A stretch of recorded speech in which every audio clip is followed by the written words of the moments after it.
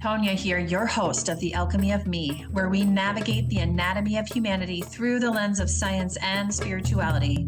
Let's unearth the layers and unravel the systems in place that dim who we are and how we live and experience life.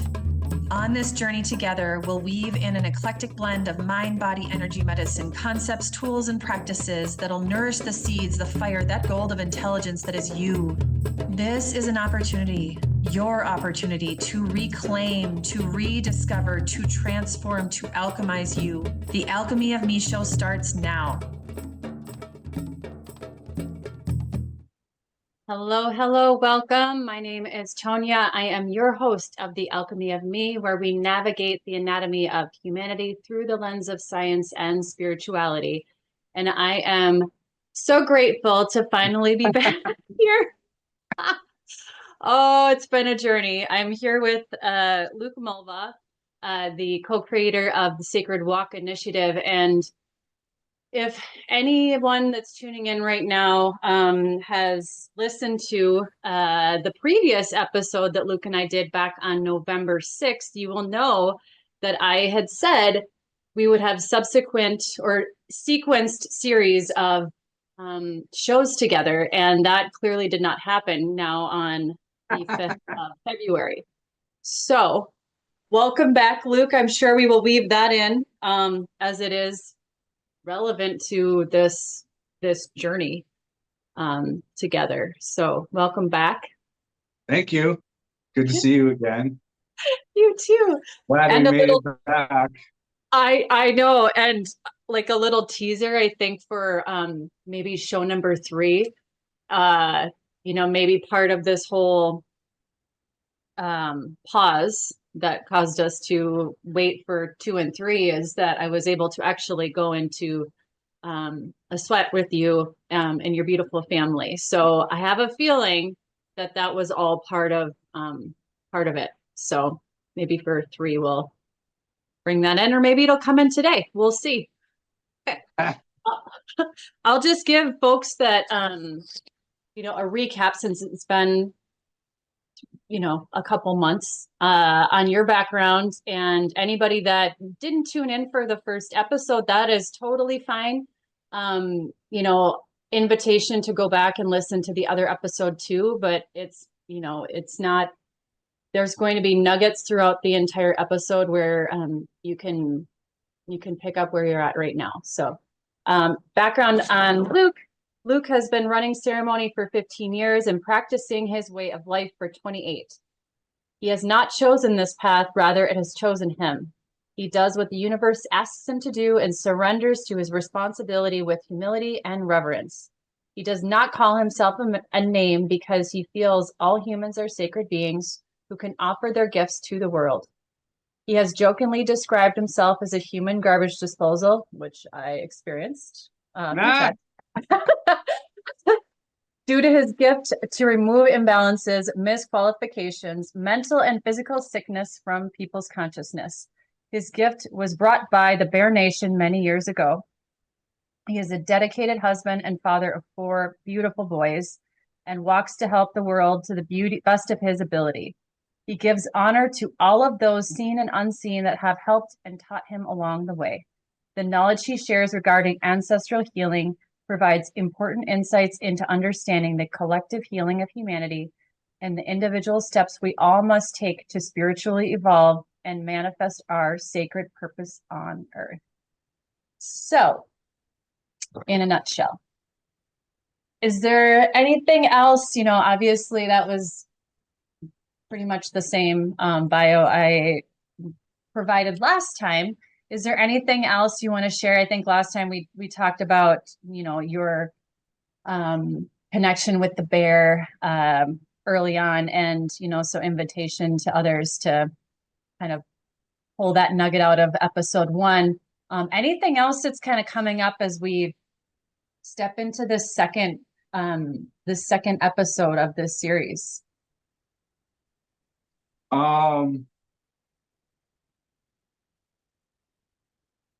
Do you want me in regards to chronologically, or just in terms of explaining the ancestral healing process?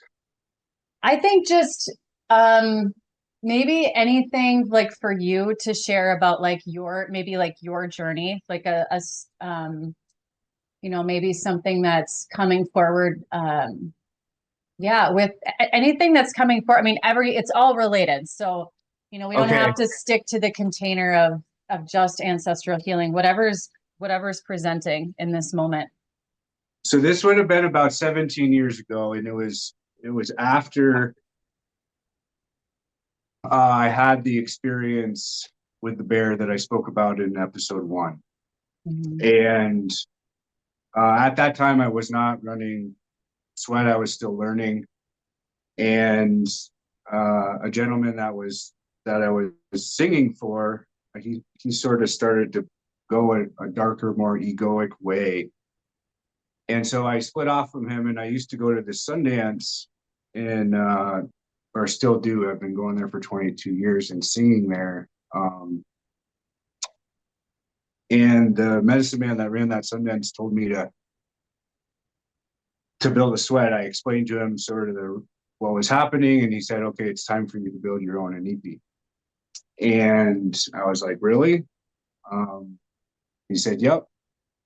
So you don't have to make it big. Don't have to run it for other people, but it's time." And I was pretty scared.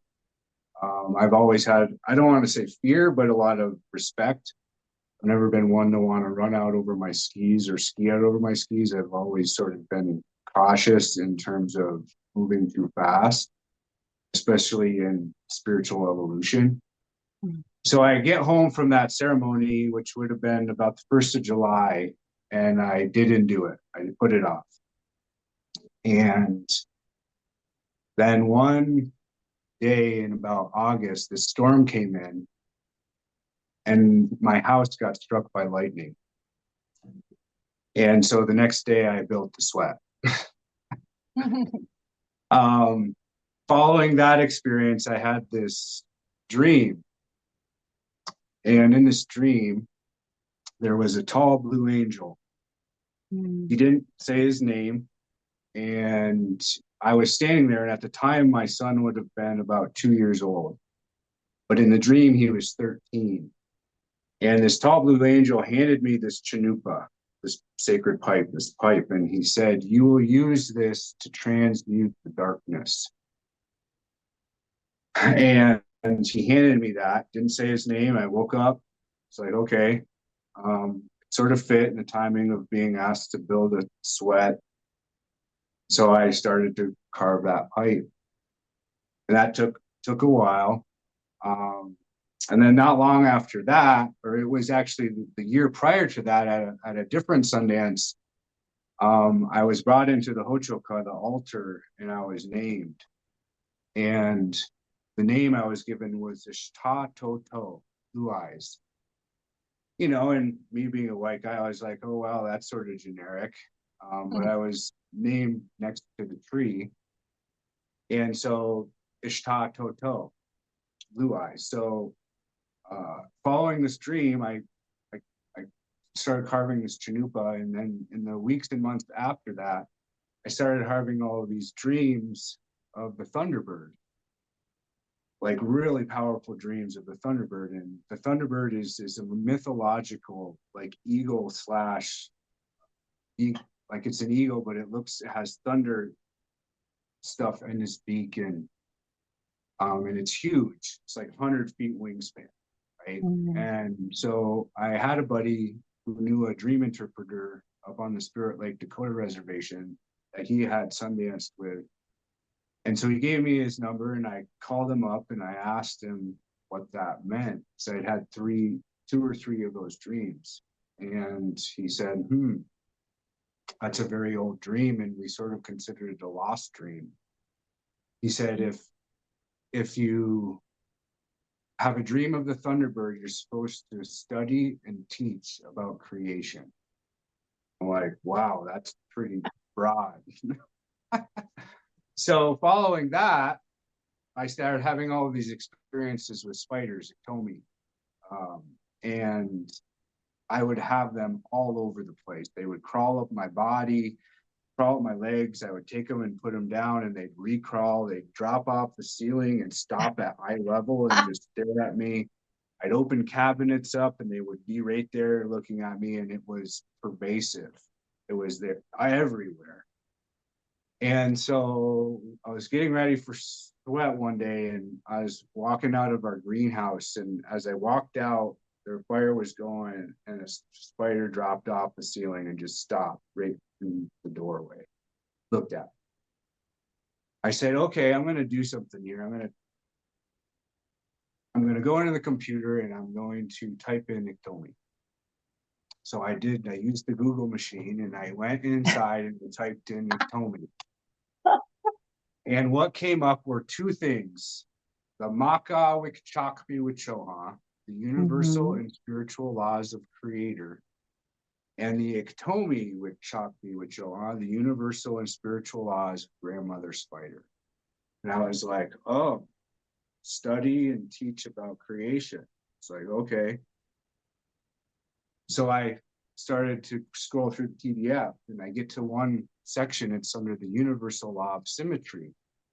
And the third message is from Ishta To, blue eye.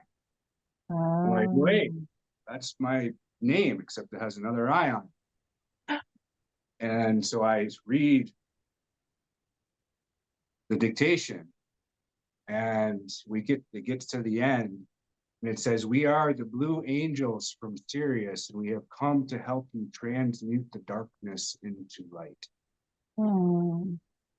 And so that was the individual or the angel who had come to me several years prior and given me that Chanupa. And ironically enough, when my son was 13, Samuel, we put him up for a 24-hour vision quest. And he was holding that blue pipe.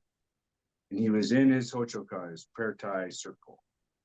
And he had a dark spirit come to his circle and try to challenge him. And so he's holding and praying with that pipe. And that spirit tried to get into his circle every time. And each time he did it 4 times. It looked like it would push up against glass, so it couldn't come in. Oh. And then all of a sudden he started hearing these footprints behind him, and it was Sasquatch. And there was Sasquatch walking back and forth behind him on his altar. And then this mountain lion, a real physical mountain lion, walked out behind the tree and scared that thing away and sat 10 feet in front of him for most of the night until he was able to get to sleep because he was so scared. Yeah. But he held that pipe, that blue pipe. And so in that dream, he was 2. That dream, he was next to me, and he was challenged by that darkness holding that blue pipe when he was 13 on the hill. So that relates to all of this, because that's how the Maka Wikankpi Wichoan, the universal and spiritual laws of Creator, came into our life.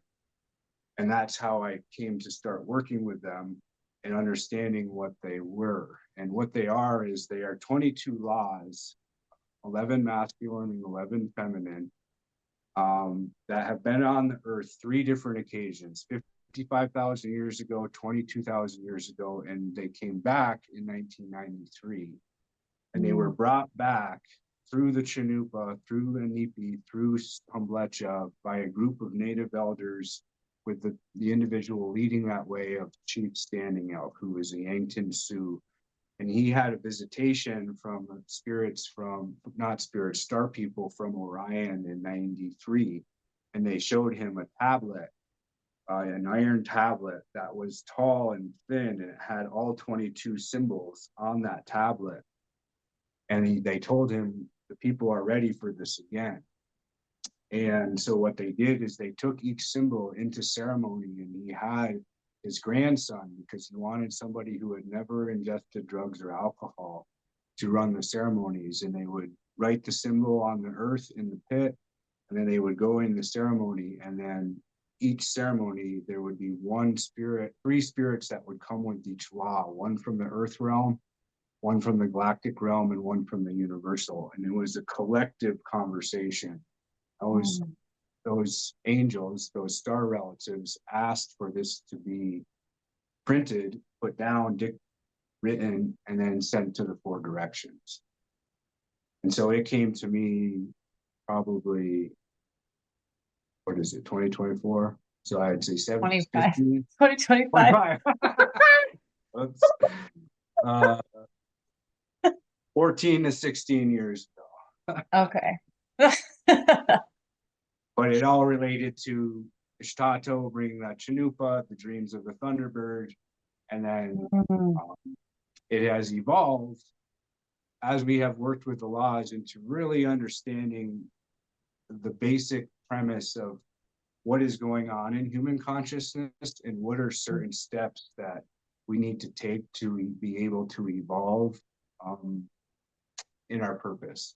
Because the first two laws that are brought are the spiritual freedom of man and the universal law of free will.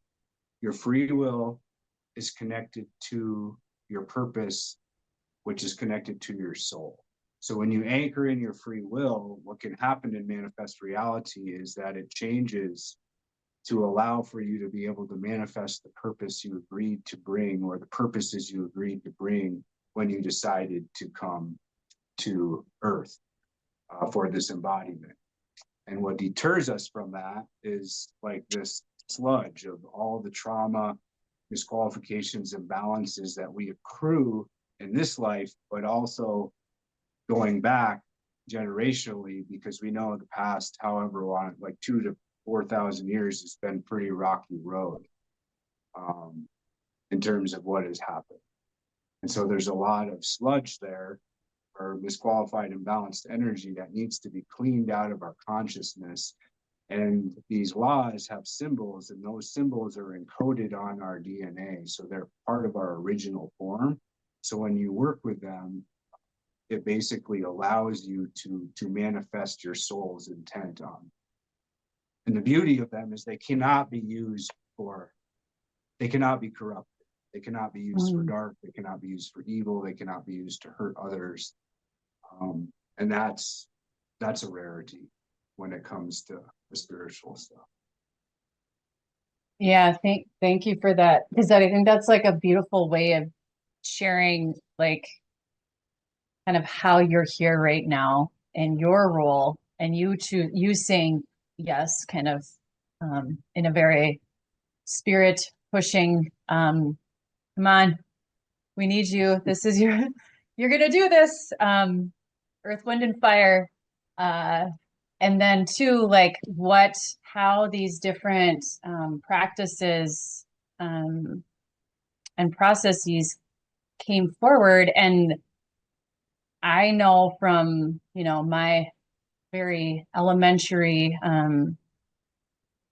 introduction, I will say, to the laws, is just how potent they are. And that was, part of I feel like it was part of the reason why we had to wait to record these additional shows. Was I was not ready. There was so much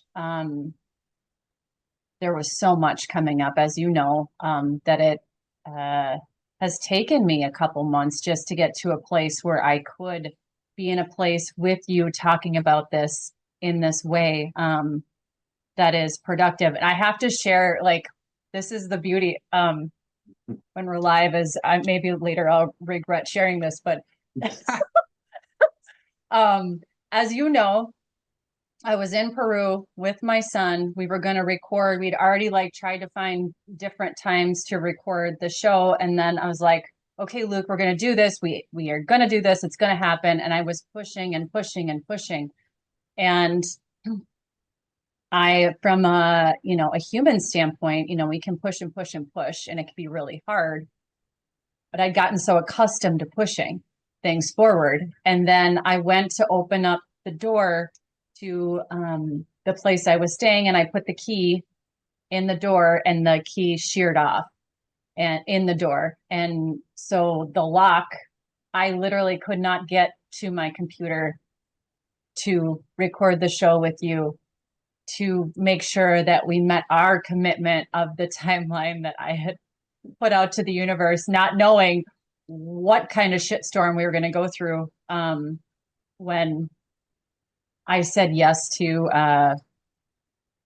this process, which too, so that's like the power of it. I don't know. I feel like the key, and like hey, like, no, you're not in control.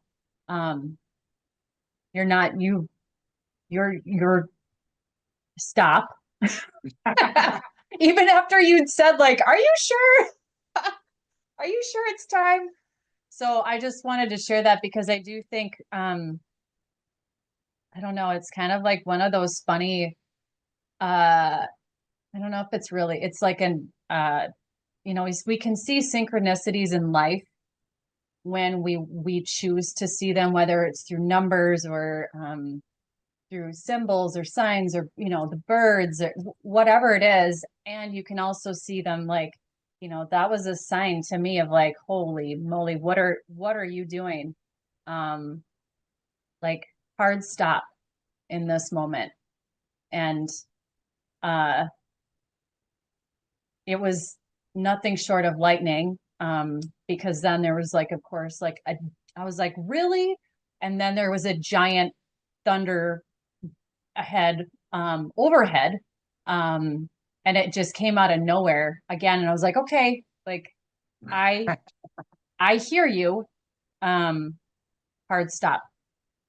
So I just wanted to share that there's such potency, and I'm grateful for that. I'm grateful for this process, and I'm excited for, I guess I want to also, just something I didn't mention, this seems important, really important, is, your process, the process that you and Maddie kind of put out there in the world with the Sacred Walk Initiative. It is accessible to anyone around the world. And so, how it works is, what we're talking about, it's not confined to people that live within, your community. And so I just want to make sure that that's really clear. So if anybody feels called to kind of work with you, and to explore this way, and to heal at many levels. I guess for me, like, I'm not even to the ancestral piece yet, really. I mean, I am very much working on my own shit that I'm holding on to. And so there's so many opportunities here for people to get involved if they want to be, wherever they're at. And so I don't know if there's anything else you want to share with that as we transition into more of like a, maybe going a little deeper with the process. Yeah. We've created a container. So part of running so many ceremonies for so many years, we average between 85 and 125 ceremonies a year. Mm-hmm. We have been able to identify like what's coming up for people, like and then you start to see patterns consistently from individual to individual of like, what are the big things that as a collective humanity we are really struggling with. And one of those is community and culture. We don't have that if we're not indigenous. Like I'm Gaelic, right? That culture still, it still exists in some fashion in Ireland, but for the most part, the Romans did away with that many years, some odd years ago, right? And so the culture community part, also creating pathways for people to be able to spiritually evolve while still existing in their lives. And that's part of what culture was for, right? The retreat model is not a form of existence that any culture has lived over a period of time, because how do you have to live? Like, living life is part of being connected to spirit and to the universe all of the time.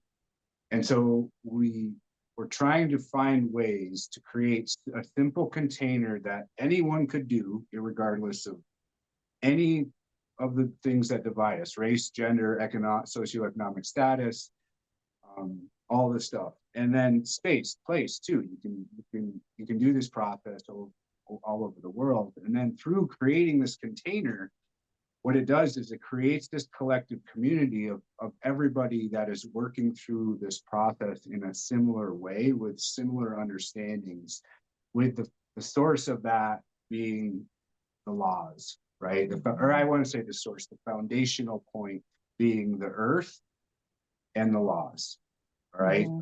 And so we created this container that's very pragmatic, it's very simple, it works, and it allows for the spiritual excavation of your consciousness to clear away all misqualifications, imbalances, traumas, fears, karmas relating to stuff accrued in this life, relating to your ancestral line, and then when necessary, relating to previous embodiments. Mm-hmm. And so that's what the process does. And as that occurs, what happens is your purpose on the earth becomes apparent. The gifts that you carry as a healer, which we are all healers in some way, Mm-hmm. we are all medicine people in some way. Those gifts become known, and then your reality contorts, literally, your physical reality changes around for you to be able to provide that to the earth. Around some of the principles that we teach, which is, there is no cost for this. We have a nonprofit, and part of that aligns with the principle of giveaway, that we are sharing the medicine that has been brought by the spirits, by the angels, that I've been asked to bring, that Maddie's been asked to bring. And we offer that as a giveaway, without any commodification of it, Mm-hmm. right? Which is a unique concept in our world right now. Yes. Which doesn't, it's something that we are learning collectively as a community of how to live in giveaway and how to actually understand reciprocity from the free will. But part of what we've been asked is to model that. So that's what we're doing. And which is also makes it accessible for anybody in any place to be able to participate in this process. What I will say though is you have to be ready, because you can't bullshit creator. And your stuff is brought to the fore, what you're carrying for your ancestors and the burdens you hold that may not be yours is brought to the forefront, and you have to just be ready. But we've created these processes and these containers that allow it to be quite liberating. I mean, the first two laws are the law of freedom and free will. So it's all in the foundation of understanding how to become sovereign and become hollow. And when that's the case, you can really do amazing things on the planet. Yes. Thank you, Luke.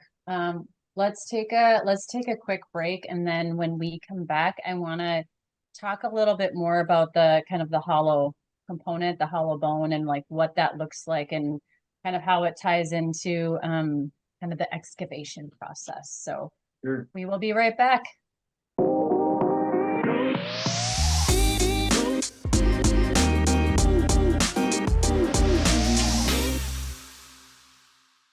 Welcome back. Tonia here with Luke Mulvaugh from the Sacred Walk Initiative, and we are in kind of the final stretch of episode 2 of our 3-part series, and I can't believe I got that right without fumbling on words.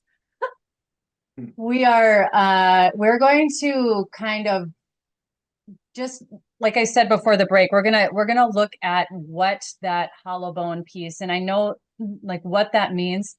I know you asked me on break how I'm feeling, but my energy just shifted, so bear with me. Hollow bone. So we serve as the hollow bone, like our body as the hollow bone, and how that lands with kind of the excavation of our consciousness. So if you can kind of like just walk us through that, that would be Sure. perfect. So if your consciousness is hollow, then you're sort of, not sort of, you become one with everything, right? And you become incredibly sensitive, meaning you can talk to the trees, talk to the rocks, you can talk to the deer. Like as we speak right now, there's like 15 deer right out behind my house. And the reason they're out there is because, I mean, is because we give them treats, but also we have a vibration that's so clean that they're not afraid of us, right? And so when you are born, there's a hole on the top of your head, right? That hole is a direct link to creator. And so when you understand like a baby's consciousness, a baby, we would call the baby hollow, right? But as you grow, you start to step into your soul's purpose on the earth, you have all of the events that occur. So it could be child abuse, it could be neglect, it could be a lack of unconditional love, it could be anger, it could be whatever that people experience, which we know right now, at least in the US, we have a 50% divorce rate. There's a lot of trauma in children. And then when you add the digital stuff on top of that, there's just a lot of stuff that's put on children's consciousness that's quite damaging. And so that acts as like this sludge, it clouds you up. It's like this fog. And then as you move through life, there's this interesting transition point. It usually happens in the movement from adolescence to adulthood, where that ancestral density can start to become more present in your life. We call that ancestral patterning, okay? That acts as a very thick density in terms of impacting both your mental and physical health. And what we find is that density and those patterns that your ancestors lived through, exhibited, passed on, then become actualized in your own reality, right? And so that acts as another layer of sludge, of fog, of misqualification, of junk on your consciousness. And what that does is basically it completely clouds you up. It disconnects you from your free will, disconnects you from your purpose. For many, it disconnects them from their heart and their ability to feel love. There's all different maladaptive behavioral patterns that people develop, from codependency to narcissism to disassociation to drug addiction. All of these are symptomatic of energetic imbalances in the consciousness that comes from these different forms of density that we accrue through life. And so we started really seeing this in people, because what the laws do is take you back to original form, right? They allow you to access your soul in ways that maybe you've never accessed it before. But to do that and to bring that into actualization, you have to clean, you have to purify. That's the most important topic to understand in any form of spiritual evolution, is purification. And so, because when you purify, then you are starting to become hollow again. And the general pattern that we see people purifying is the stuff that they're carrying from this life. Okay, so the stuff they're carrying from their childhood, stuff they're carrying from their own choices in life. We find that the people that start this process when they're younger, but they're in their 20s, they're able to cruise through it a lot faster. Those who are older, it tends to be a slower process because they're carrying more. And then I have a few elders who are doing it, and it's pretty incremental because they've been living the same way with the same density on their consciousness for 50, 60, 70 years, right? So you're cleaning off the stuff from this life, and then you reach this layer of the onion where you start to see these interesting intersections between patterns you exhibit and ways you feel that are tied into the ancestral realm. And so those patterns, as you get to that layer of the onion, start to become apparent in your consciousness, which then indicates that it's time to start cleaning the ancestral line.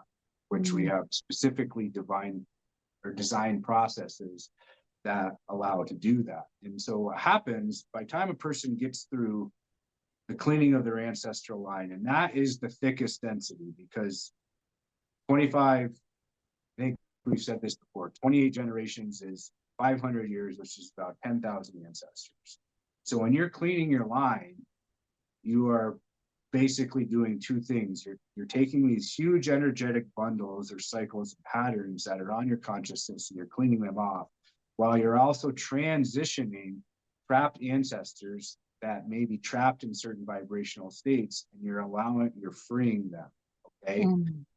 And you're dealing with other people's consciousness and other people who may be trapped in certain states on the astral plane that you're connected to. So it can be extremely thick. But when you get through that, we've had people that they literally, after they go through the ancestral purification process and cleaning of the DNA, they look completely different. Their complexion, their physical appearance changes because they're so much lighter. And so what happens after that is there's this opening that really creates this freedom to manifest your purpose on the earth. Because it's those two densities that sort of clog up that hollow bone. Then by the time you've gotten through the ancestral clearing, you're pretty hollow. In our experiences, the past life stuff is very easy to clean and purify. That has a lot to do with just awareness and understanding of what occurred. But as soon as that awareness and understanding is there of this event occurred in this embodiment in this place, then it's gone. The ancestral work, like people prepare for their ancestral ceremony from anywhere from 3 to 6 months, because you're literally cleaning your lineage as far back as you need to go to release the density that you're carrying. So I need to get started on that part. Well, we talked about that a little bit yesterday, where once the cords to other living humans are cleaned, we'll be ready.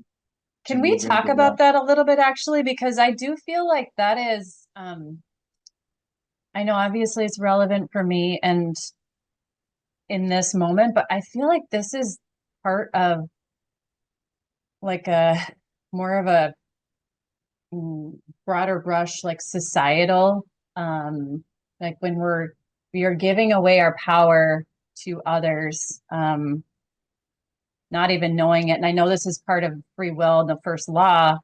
Can we kind of just talk about a little bit of that, that piece? Because like it's a step into the ancestral. So it's like that, like you said earlier, it's that we all are healers, and the healing starts with us first. And we each have to choose through free will, through the first law.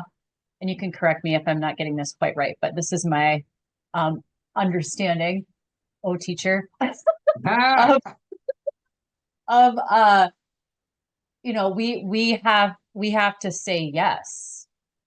And once we say yes to our own healing and our own journey, then we can start to see all these places where we are giving our power to others. And so, like, when I first started talking to you, I immediately wanted to jump forward into the ancestral piece because, I've been doing a lot of, quote unquote healing myself for many years now. And there's still a lot to uncover before I'm ready to get to that piece. So I don't know if, if you want to just take a moment, if there's anything that you feel like would be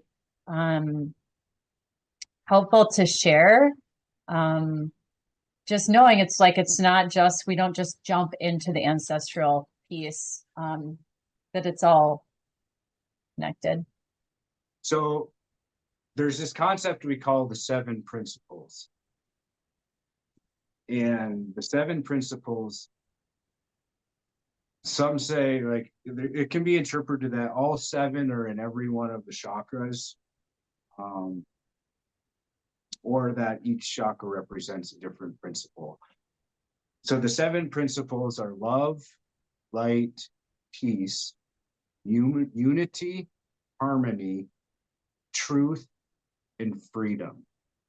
Mhm. If you're able to embody all seven of those principles in your life, then you are anchored in your free will. Due to the circumstances of how we are raised in our current culture, due to just how life is, usually there is one or more of those principles that are denied a child. Okay. Mhm. So if a child is neglected for its entire life, then they are lacking unconditional love. So they're lacking that principle of love. A child will survive though. A child has to find a way to survive. So it develops a habit and a pattern of how to survive with receiving no love. Then at a certain point of time in their life, they're no longer a child. They move into adult. But they've developed this pattern of how to survive with having no love. Except that pattern, when a person moves into adulthood, is not conducive to forming healthy relationships, to forming loving relationships, to being able to ultimately connect into their heart, because they've probably closed their heart completely off because they never received any love. And so there's going to be all of these maladaptive patterns and behaviors the individual has formed just to survive that experience. Okay. Yeah. And so what happens is that these types of patterns in all the relationship ones form move to try to assuage or help that deep wounding. Okay. And so there's two things that happen. Like for a lot of people that have severe neglect, they can also become very codependent because they feel empty inside. And so then they attach to other individuals in such a deep way because they want something from them that relates to that deep wounding of not having love. Okay.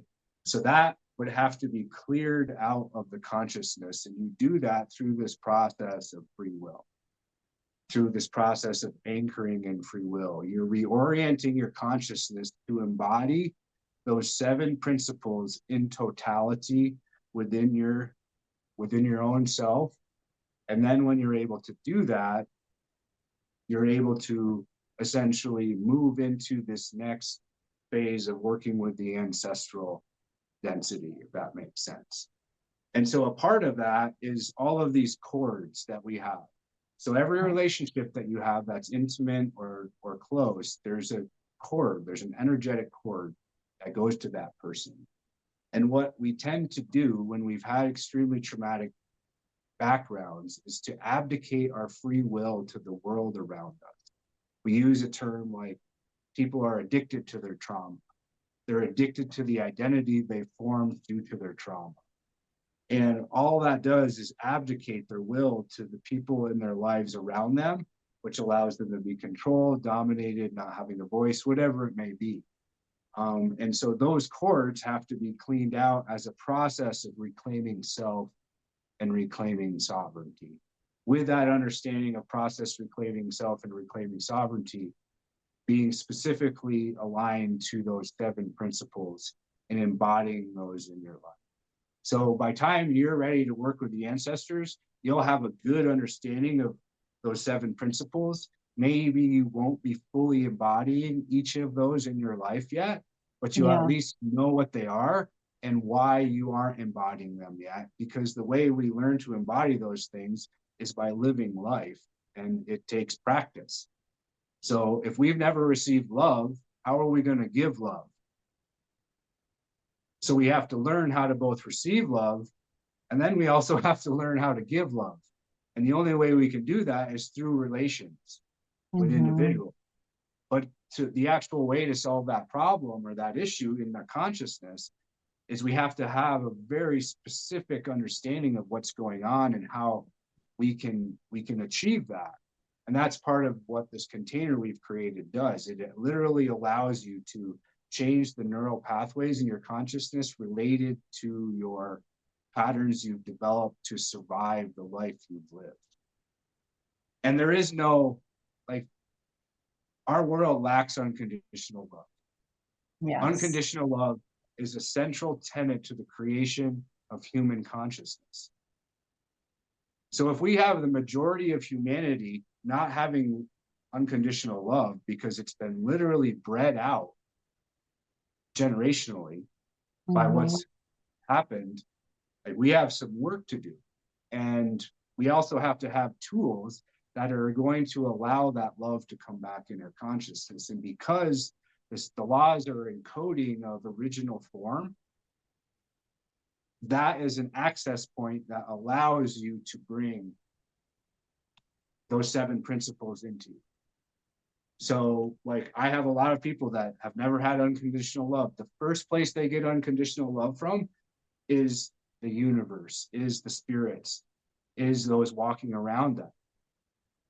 And then it allows them to move into forming that type of relationship with humans.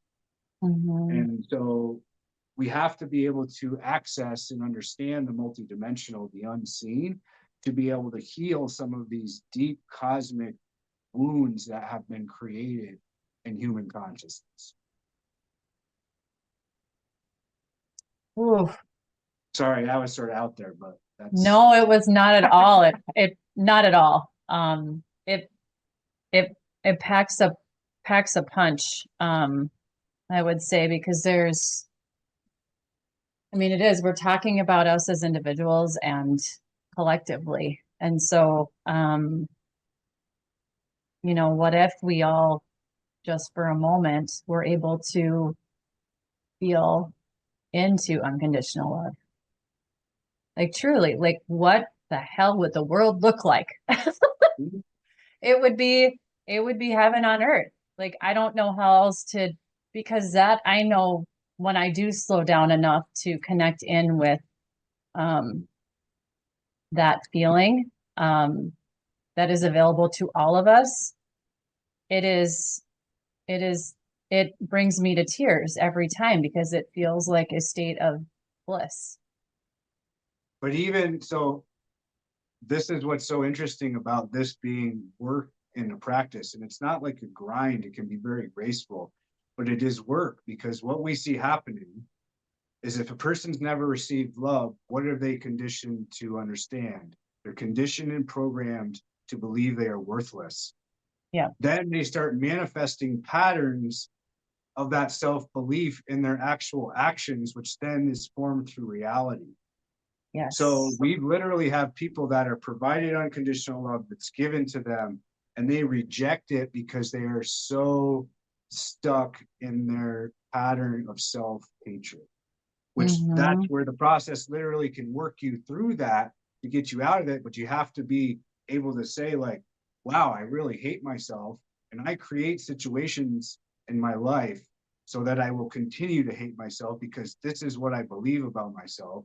Because this is what happened when my dad told me I was an effing moron for 15 years straight when I was a kid. And that's the cycle you're breaking. So so even that, bringing that strong energy of unconditional love, if a person doesn't have an understanding of, like, what's going on in their consciousness, and they have deep, deep wounding and deep self-hatred, they will reject that. They'll reject it from the universe. They'll reject it from other human beings. And the reason I know that is because we've seen it happen on numerous occasions where people reject love because they don't know how to receive it, because it's never been provided, and they've been programmed to believe that they're worth nothing. Yeah, you literally just summarized my part of my journey, because that's where I was. I did hate myself for many, many years, and I made choices based on my dislike for myself, knowing that that's what I felt like I believed that I deserved. And so at that time, there was no way I could have felt that love like you're describing. And then years later of, getting to the here and now, and then working the process, though, has allowed me to open up parts of me that before I couldn't even look at because it was too hard. Mm-hmm. So yeah. So thank you. Thank you, Luke. I know we only have like another minute, so I just want to hit the pause button there, and see what comes forward because we get a whole another episode. And the goal is that it will happen in 2 weeks. You know, that's where we're putting out there. And I trust that that will happen. And if it doesn't, we will be guided. Is there anything else you want to share about your program before we close up for this time? Yeah, quickly, I want to create a container around this ancestral density. The ancestral density comes from patterns that gain this energetic strength as they're passed down generationally, both taught from generation to generation, right? But it's also developed due to ancestors who have not transitioned properly, so they're trapped. And when they're trapped in certain vibrational states. And those vibrational states, because they're connected to you, are then connected into your DNA, which that density you carry. So some people may be carrying around or connected to thousands of ancestors that are trapped in a certain vibrational state. And that could be fear, could be power, could be greed, could be hopelessness, could be a combination of all those factors. And so that's important for people to understand as they're trying to excavate this ancestral stuff and understand it, how we're talking about it. That's how we're viewing it. And the reason that we view it like that is because that's what has been presented to us ceremonially and in ceremony, where people have all sorts of ancestors tied to them that are trapped in all sorts of different states that impact their physical reality and also their mental and physical health. Yes. Thank you for bringing that. And I'm probably going to ask you to bring that in again next time, because I think that's like a really, really, really important part of all of this. So just like the magnitude. So thank you, Luke. Once again, if people are interested in working with Luke or just learning more about the Sacred Walk Initiative, visit his website at sacredwalkinitiative.com. If you would like to connect with me and my work, please feel free to check out my website at wildminnow.com. And we will see you next time. Thank you very much. Good to see you.